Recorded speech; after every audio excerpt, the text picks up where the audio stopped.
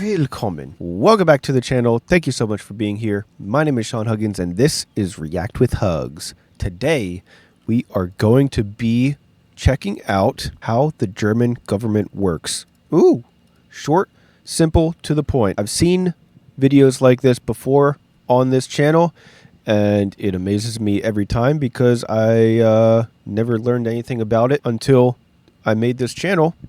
And there's a lot going on with the German government. So, you know, with every government has a lot of different branches and how it operates and all kinds of stuff. And I still don't know how the German government works. So we're going to watch this video, how the German government works. As always, let me know how this person, who is this? Canubis. Let me know how Canubis does. Original video linked in the description as always. But let's waste no time. Let's get into it.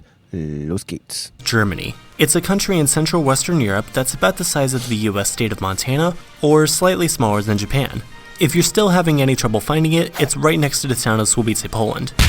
Germany's federal government meets in the capital and largest city of Berlin. So aside from tourists taking selfies at Checkpoint Charlie and a bunch of people ordering doner kebabs constantly, what exactly goes on here in Berlin? So yeah, this is Germany, also known as the Federal Republic of Germany, or Bundesrepublik Deutschland. Germany's government is best described as a federal parliamentary representative democratic republic. For those of you who aren't fluent in political scientistese, those terms just mean that Germany's government is a federation of different states under a non-monarchical government, which has different people as the head of state and head of government, I'll explain the difference with that later, and that there's a layer of politicians between the voters and the legislation. Yeah, like I said, a lot going on. All right, let's continue. Germany is also divided into 16 states, whose German names, in alphabetical order of their English names, are Baden-Württemberg, Bayern, Berlin, Brandenburg, Bremen, Hamburg, Hessen, Mecklenburg-Vorpommern, Niedersachsen, Nordrhein-Westfalen, Saarland, Sachsen, Sachsen-Anhalt, Schleswig-Holstein, and Thüringen.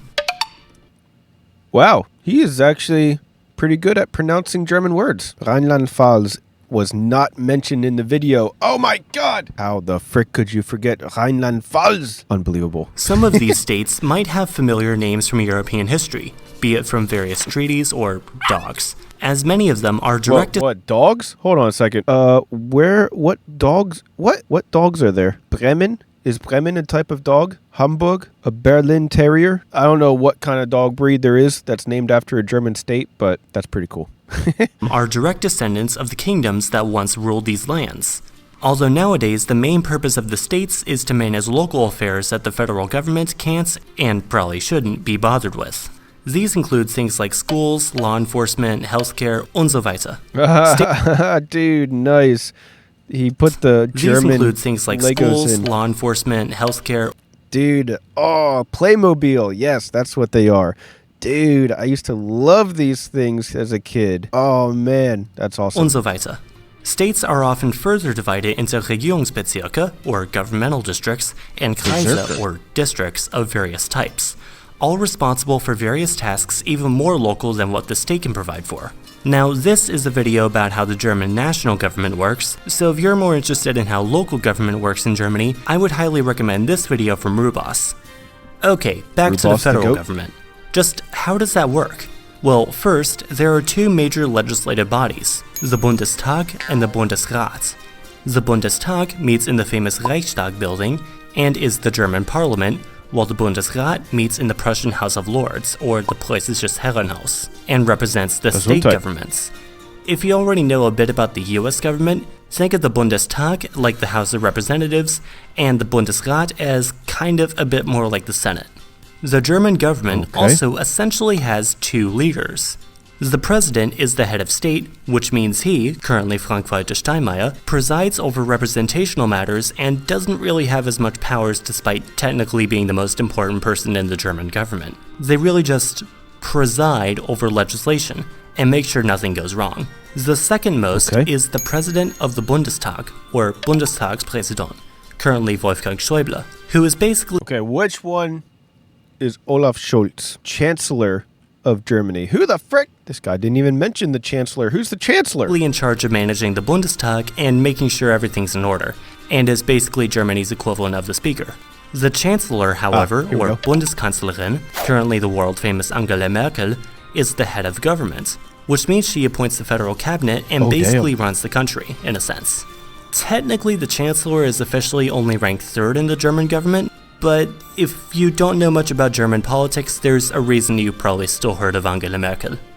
Okay, now for the elections, which are a little bit more complicated. Not really to vote in, but more if you're the person organizing the new government. Every 5 years, a federal election is run, and it is during this time that voters vote for new representatives in the Bundestag. Obviously, they also kind of technically vote for the Bundesrat, but we're just going to focus on the Bundestag for now because it's easier and more important. The ballot they are sent essentially comes in two parts.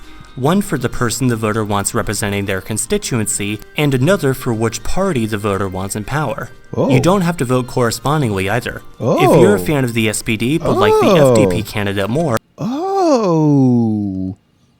interesting. So you can vote for a specific candidate and a different party separately. Interesting. I actually didn't even know that. I mean, I knew that there were a lot of parties in Germany, especially compared to America, where there's essentially only two real parties, you know, and I know about the coalitions, how you have to combine a couple parties to make a coalition. I know about that, but I didn't know that you could vote for a leader and a party separate. Okay, that's pretty interesting, actually. Or you can vote both ways. This means that you're essentially electing two halves of the 598 seats, 299 of which go to local candidates, with the other 299 going to party representatives so that a political party can get a more proportional amount of seats for their votes. Although this does mean that the Bundestag may or may not go over the seat number of 598, and so additional overhang seats are often also given to balance this out. Overhang seats and their cousins leveling seats, however, are a no-so-complicated situation that's probably best left for another time. Just know that there are additional seats given depending on how the vote goes for a particular party. Now, you might have noticed that there are more than two main political parties in Germany. In fact, there are currently 6 parties with seats in the Bundestag, which, in decreasing order of said seats, are the CDU-CSU, technically 2 parties in a kind of union, but still, the SPD, AfD, FDP, the Left, and the Greens. These aren't exactly fringe parties either, especially since a party needs at least 5% of the popular vote to get a seat in government.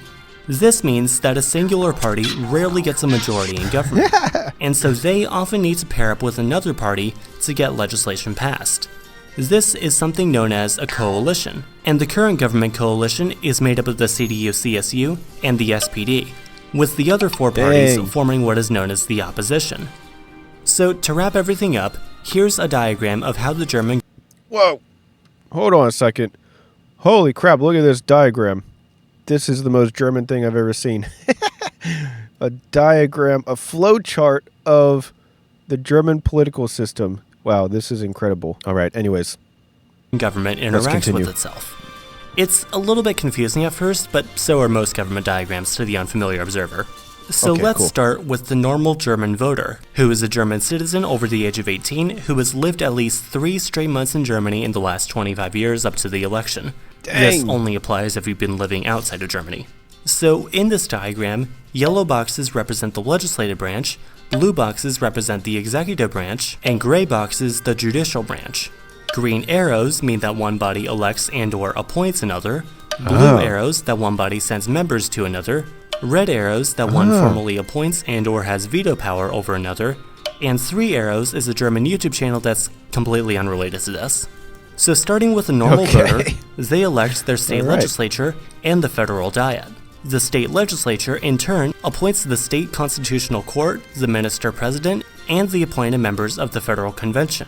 The minister-president appoints the state cabinet, and those two send members to the federal council, which works with the federal diet to appoint the federal constitutional court and enact legislation. The federal diet, meanwhile, also sends members to the federal convention, which elects the president. The president has veto power over the same legislation we just breezed over, but is also tasked with formally appointing the chancellor, who the federal diet also elects, and the president has veto power over the federal cabinet that the chancellor then appoints. I get it now. I think I get it now. I don't get it. See, that actually wasn't too bad, was it? I need the a German nap. government is a big and powerful player on the world stage. Germany may be the size of Montana and have a population smaller than that of Vietnam, but Germany also has the fourth largest economy in the world, which in turn makes it arguably one of the leaders of the European Union as a whole. So it's kind of important that they get this whole thing right. Wow. Okay, that was actually very informative. That guy was incredibly good at saying and pronouncing German words. Like, very good. I definitely think that I should have been taking notes, but it was very informative and very interesting either way. Anyways, though, I'm curious what you guys, the experts, have to say about it. So how did he do? How was his explanation of how the German government works? Let me know your thoughts. Leave your mustard down in the comment section below. But that's all the time that I have for today. So thank you guys so much for being here. And as always, I'll see you guys next time. Peace.